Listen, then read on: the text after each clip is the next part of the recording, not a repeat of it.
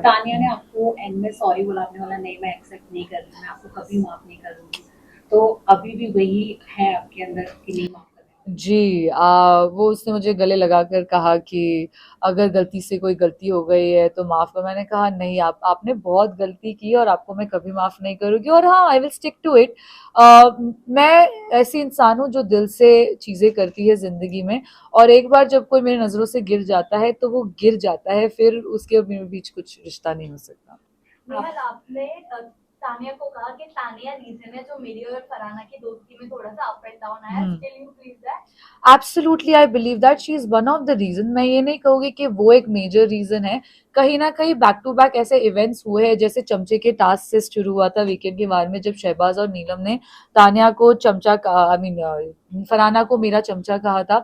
वो कहीं ना कहीं बहुत ज्यादा अफेक्ट हो गई थी उस रात। मैं भी रोई थी क्योंकि वो 3 घंटे के लिए कुछ कह नहीं रही थी, और मुझे बहुत डर लग रहा था कि क्या मुझसे कोई गलती हो गई, क्या मैंने इसको ज्यादा क्या मैं ज्यादा स्ट्रॉन्गर दिख रही हूँ जिससे उसको अफेक्ट हुआ। तो वहां से ये चीजें शुरू हुई, उसके दिमाग में ये नेगेटिव इंप्रेशन आना। उसके बाद फिर मालती का ये कहना कि नेहल तुम्हें यूज करिए, जो कि जिसके रीजंस बहुत ही इनवैलिड थे। फिर तानिया का ये कॉन्टेक्स्ट चेंज करके उसको बताना नकारात्मक वाली चीज। सो आई थिंक कहीं ना कहीं ये सारे लोगों का कंट्रीब्यूशन उसमें रहा है। और फराना है ऐसी कि वो दिल पे ले लेती है चीजें। वो कभी कभी वो ग्लास हाफ एम्प्टी देखती है, तो आई थिंक वो रीजन हो सकता है। नेहल, दोस्ती अभी भी है फरहाना के साथ? लाइक जिस तरीके से कहीं ना कहीं कॉल आउट हुआ था शो के अंदर, मेजर फाइट हुई थी आप लोगों की, क्या कहना चाहेंगी, दोस्ती अभी भी है? देखो, मैंने शो में भी ये चीज कही है, कुनिका जी से ये कहा था कि प्यार कभी खत्म नहीं होता। प्यार हम जताना बंद कर देते हैं क्योंकि सामने वाले को वो एक्सेप्ट करना नहीं होता कभी कभी। तो शायद वो जताना बंद कर दिया था, पर दोस्ती खत्म नहीं हुई है।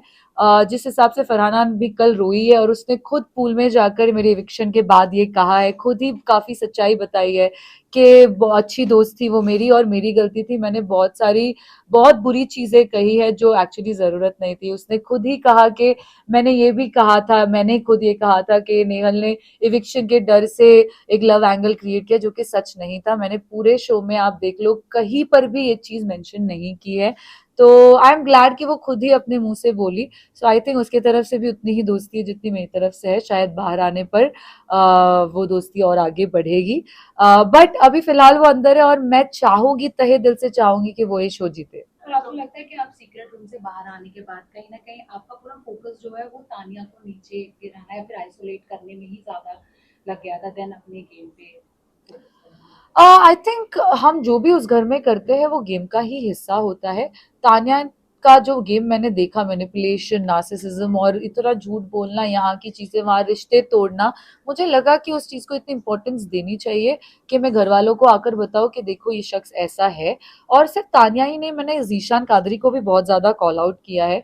तो मेरा फोकस सिर्फ एक इंसान पे नहीं था। मैं अपनी दोस्ती भी निभा रही थी, मैं तान्या को कॉल आउट भी कर रही थी, जीशान कादरी को भी कॉल आउट कर रही थी, मैं टास्क भी खेल रही थी।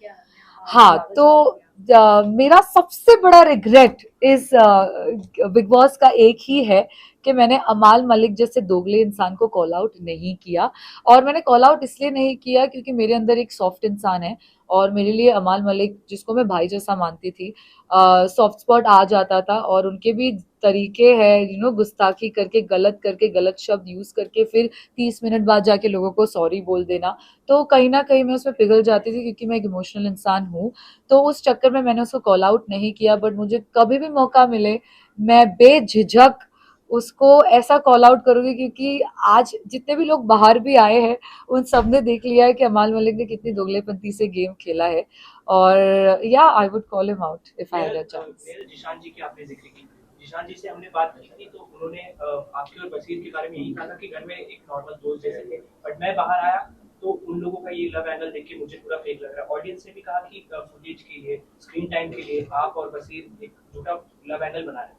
आपका क्या कहना है इस देखो, ज़ीशान कादरी ने ये ऑब्जर्वेशन घर के बाहर आकर की है। हम घर पे रहते हुए हमारे सिचुएशंस बहुत अलग होते हैं, हमारे पर्सपेक्टिव्स बहुत अलग होते हैं, हमारा डील करने का तरीका जो हर बार दर्शक नहीं समझते, क्योंकि आप बाहर बैठकर देख रहे हो। आपको नहीं समझ में आ रहा है कि 24 घंटे में एक्चुअली कैसे ग्रो हो रहा है कोई भी कनेक्शन। तो आई थिंक मैं और बसी शुरुआत से ही दोस्त थे, क्योंकि हम एक दूसरे को जानते थे बाहर से, सिर्फ एक दो बार मिल चुके थे, हाय हेलो म्यूचुअल फ्रेंड्स रहे हैं। वो दोस्ती का एंगल पहले से था। फिर हमारे काफी डिफरेंसेस आए हैं। जीशान कादरी के घर के एग्जिट के बाद मैं और बसीर ज्यादा क्लोज ग्रो हुए हैं, क्योंकि कहीं ना कहीं अगर बसीर जीशान कादरी के साथ ज्यादा बैठता था तो उसका एक फ्रेंड जाकर उसको, जब जीशान कादरी बाहर भी गया था तो मैं ही उसको कंसोल करने गई थी, I you okay, don't cry, it's okay. तो कहीं ना कहीं वो बॉन्ड ग्रो हुआ है।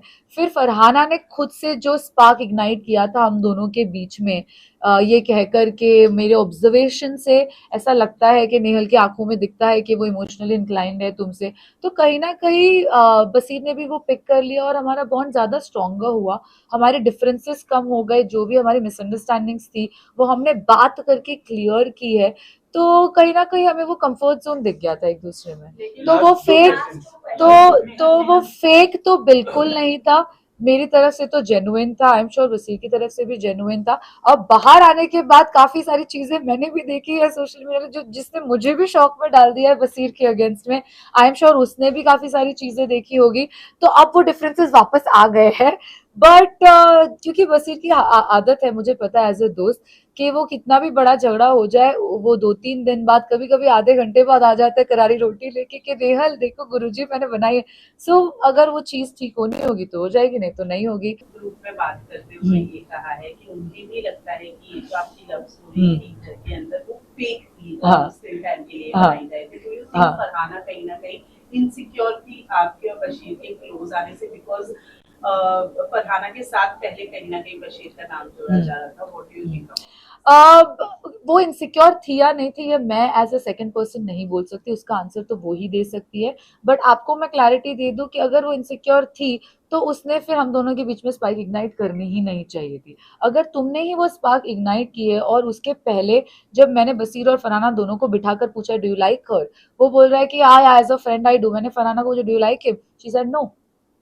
तो इनसिक्योरिटी की तो बात यहाँ पर आ भी रही है तो कैसे आ रही है मुझे ये समझ नहीं आ रहा, क्योंकि एक वक्त आप कह रहे हो कि you have no feelings for him, दूसरे मोमेंट पे आप मेरे और उसके बीच में स्पार्क इग्नाइट कर रहे हो अपने ऑब्जर्वेशन के बेसिस पे।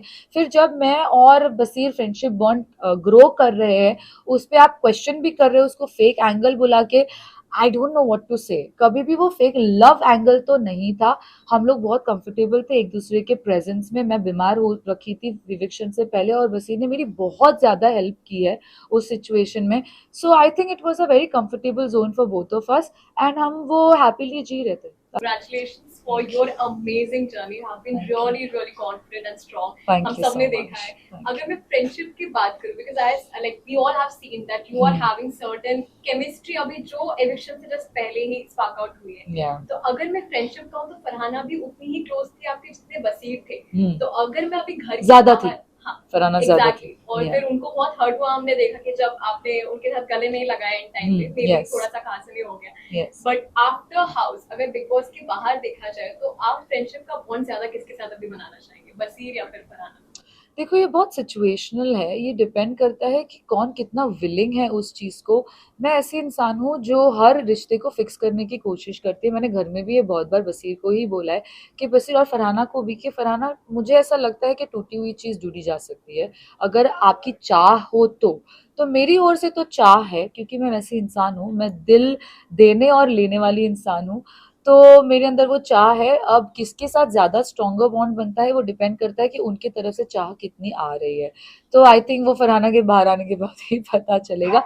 But I am open because I don't believe in holding grudges. ठीक है, thank you, I am so sorry. Top 5 मेरे हिसाब से आई थिंक मैं चाहूंगी फरहाना बिग बॉस जीते। फरहाना, मुझे लगता है गौरव खन्ना रहेंगे टॉप 5 में। Third I think Shahbaz entertainment का ये है तो वो टॉप 5 में हो सकते हैं। तानिया, क्योंकि वो जो भी डिल्यूजन क्रिएट कर रही है, जो भी झूठ बोल रही है, वो शो को तो ऐड ऑन कर रही है, तो वो हो सकती है। और फिफ्थ मुझे लगता है कि फिलहाल तो टॉप 4 ही है। या आपने ऐसा क्यों कहा कि फरहाना हो गया भाई, अभी नीचे जाओ, बसीर वेट कर रहे हैं, बसीर जाएगा। गौरव जी टॉप 5 में जाएंगी क्या? ये मेकर्स का कुछ है? है, आप क्या सोच के गए? यार मेकअप मेकर्स की क्या स्क्रिप्ट है ये तो मैं बोल ही नहीं सकती। मैं अगर काश मैं बोल सकती तो मैं उनसे पूछ भी लेती कि मुझे क्यों इविक्ट किया, पर अब जो भी है मैं चाहती तो नहीं हूँ कि गौरव खन्ना जीते, क्योंकि आई थिंक उससे बेटर गेम और लोगों का है घर में। बट हो सकता है वो एक स्मार्ट प्लेयर है, डिप्लोमेसी से खेलते हैं। उनके काफी सारे साइड्स वो बहुत स्मार्टली हाइड करके रखे हैं उन्होंने। बट या anyone, I'm happy if he wins. Yeah. ठीक है, चलेगा। Thank you, thank you, thank you.